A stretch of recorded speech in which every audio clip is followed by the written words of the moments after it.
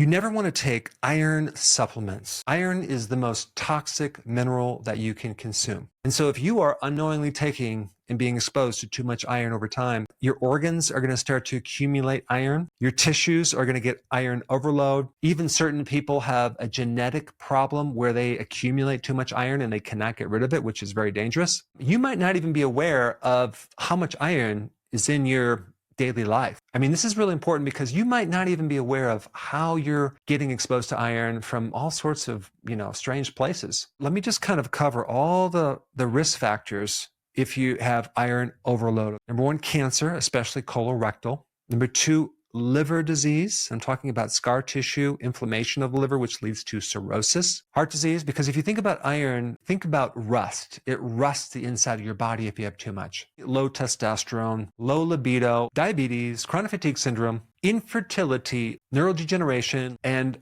a wide range of inflammatory diseases. I did a video on iron deficiency being the most common mineral deficiency. At the same time, it's the most dangerous if you're getting too much. A toxic amount of iron is the most underdiagnosed, overlooked condition in relationship to all the vitamins and minerals. And so let's just cover the common ways that you get iron that you might not even be aware of. One way that people are being overloaded is with their supplements, especially the one-a-days. I do not recommend getting a one-a-day supplement with iron. And you don't absorb much, which means a lot of it accumulates and sits around in your digestive tract, which means that it is time to cause constipation, nausea, diarrhea, bloating, irritation in the colon. You really only absorb like 10% of it, and the rest just kind of irritates the digestive tract. The type of iron that most people are taking through supplements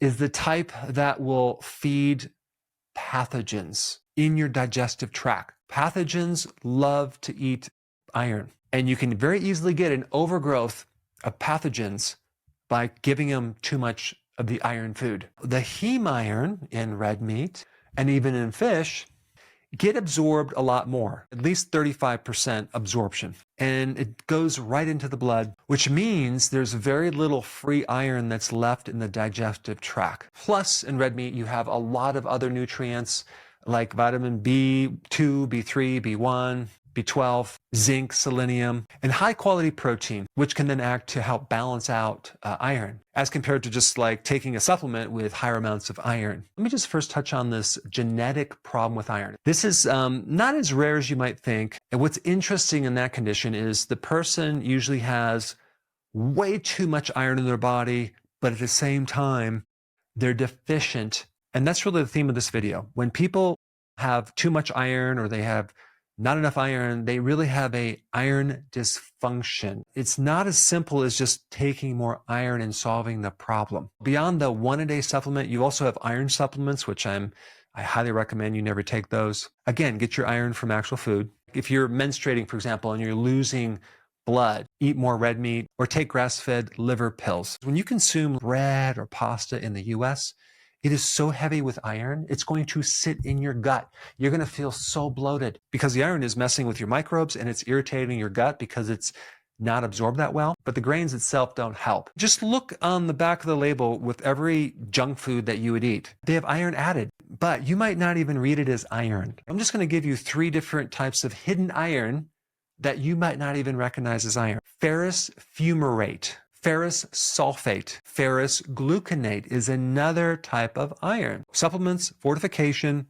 cast iron pots. When you cook with cast iron, you're leaching out a lot of the wrong type of iron. If you drink a lot of alcohol, your liver is going to get damaged.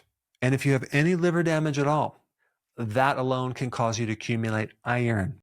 The biggest way that most people have dysfunctional iron is a lack of copper. Copper is more higher level and helps control iron. There are many, many different enzymes that are dependent on copper that relate directly to the control of iron. The first enzyme with copper converts iron to a form that is less accumulative in your body. It changes this toxic iron into something that's safer. Copper also allows you to transport iron through the body. If you don't have copper, you can't transport iron effectively, so you accumulate iron. Copper is involved in a very powerful antioxidant to reduce oxidation that comes from iron. When you combine iron with something in the body called hydrogen peroxide, which your body makes, certain cells make, you form one of the most deadly free radicals in existence. It creates the most damage in the body,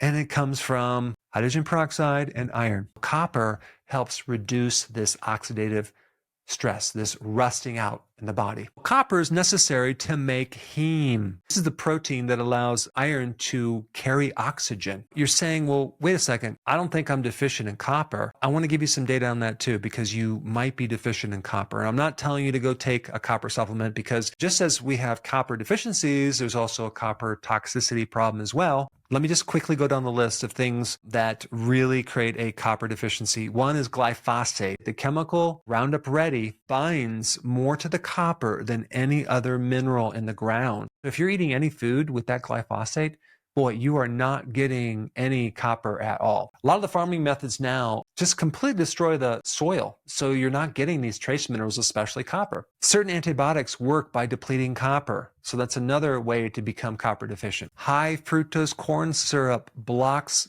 copper absorption big time. When you consume any of the cereals or the breads or the wheat products, that can bind up the copper as well. The point I'm trying to bring to your awareness is that iron deficiency anemia is really iron dysfunctional anemia, which many times is related to a mere copper deficiency. And so the best foods for copper are oysters, shellfish, organ meats. Like I said in the beginning, never take iron supplements. Get your iron from actual food, animal food. Don't forget the copper as well, because many people have a problem with iron simply because they're deficient in copper. And if you want a little more information about copper, you should check out this video right here.